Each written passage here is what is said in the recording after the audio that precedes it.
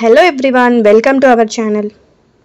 Olive smart coin యాప్లో నేను 26,000 loan తీసుకున్నానండి. ఫోర్క్లోజ్ ఎలా చేసుకోవాలి అనేది ఈ వీడియోలో నేను ఎక్స్ప్లెయిన్ చేస్తున్నాను. ఈజీగా ఫస్ట్ మంతే మనం ఫోర్క్లోజ్ చేసుకోవచ్చు.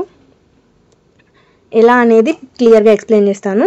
ఫస్ట్ యాప్ ఓపెన్ చేయగానే మనకి డీటెయిల్స్ అని ఇట్లా చూపిస్తుంది. Loan and details, pay EMI అని. డీటెయిల్స్ మీద క్లిక్ చేస్తే ఇంటర్ఫేస్ ఇలా వస్తుంది. నేను ఆల్రెడీ 3 months పే చేసేసాను.